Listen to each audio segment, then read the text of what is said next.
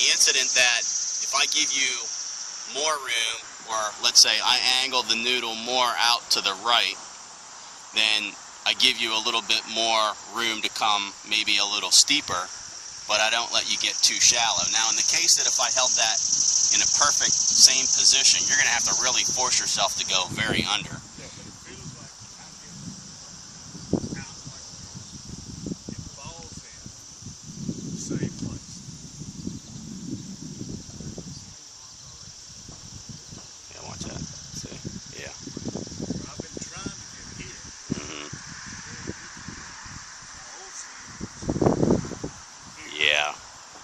Yeah, because when you and I first met a year ago, you were way inside.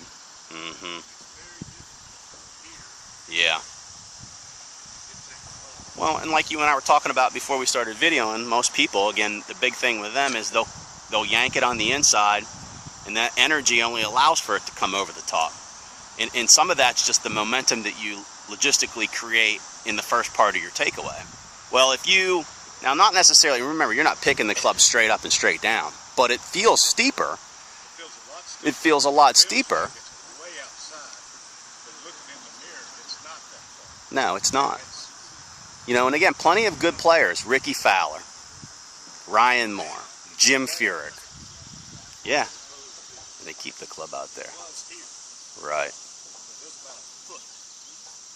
Big difference. Big variance. Big variance. But it's not as far out as I think it is. Correct. Right. It's not. You think it's like a foot way out, like you said. You think it's a foot out there difference, but in your mind, it's not as much as what you really think it is. Yeah. Will you try it with me once where you feel like you're going to go over and under, or reverse the loop under it where I don't move it too much? I'm not going to move it very much. Matter of fact, I won't move it at all.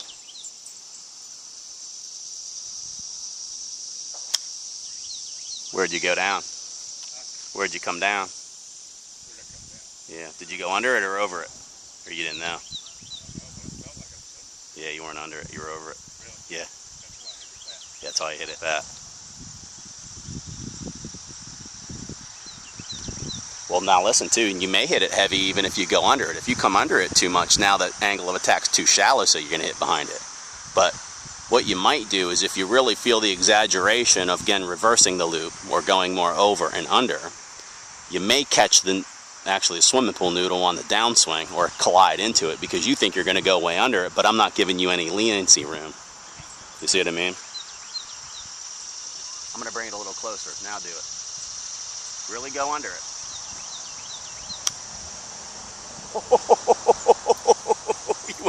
See, but you went just above it, but see, you didn't even think that you were that far off. You were like right on plane. Yeah. Yeah.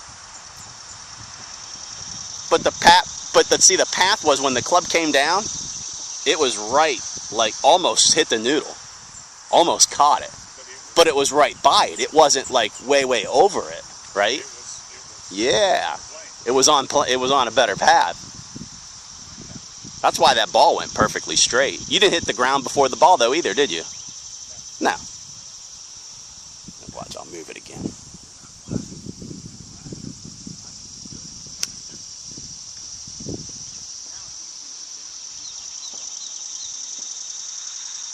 It's amazing what you think you do and what you don't do. You feel like you feel like you're totally looping that back, and it's not even moving as much as you think it is. You know? I know. But see that, and here's the thing that I would like for a lot of people out there to understand is that the exaggeration you think you feel, a lot of times your mind is saying, holy heck, I'm making this big loop. You're not even close to it. But in respect to it, you move it fractions of an inch. That path is fractions better. Therefore, you hit it more solid and the ball flies straighter. Your variance automatically eliminates. A huge difference in where you were. Yeah, because again, you're not going to, think of it this way. I mean, you want a direct impact or a head-on collision, if you will, with your golf club and the golf ball. Well, if you don't create a head-on collision, and you glance the golf ball with the golf club, the ball is going to miss its path, or where you aim it, and it's going to start left or right of the target, and it's not going to hit the precise path to start. Now, it's one thing if you miss it a little bit from the path, say a few inches one way or the other, and the club face remains square. Well, now you understand what your ball is going to do because you have overall consistency with your ball flight now. But if you impact it too much from the inside or too much from the outside, your ball's never going to start on the path, so now you're going to have to aim in different spots. You're always adjusting your aim. You're never aiming the same because you never know what your golf ball's going to do. So you can't build consistency if you don't know at least where your golf ball's going to go once it leaves the club face. Yeah, so that, these are things that, again, I call it, you're just tightening the bolts. Basically what we've done over the betterment of a year. So where were you, what were you shooting when you came here a year ago? Where were you? 80s. High 80s. And, I'm breaking probably 40% of the time I'll break 80. okay, there you go. But when I don't break 80, it's I revert back to breaking it further. There you go. If I keep it outside, in my mind, if I keep it outside, keep it in. Yeah. If you feel the energy, or if you feel the sensation of a reverse loop. So the analogy too, like when you emailed me about your driver. So again, the easiest thing, probably you start pulling it on the inside, and then you throw it more over the top, and you missed a whole bunch of fairways. And then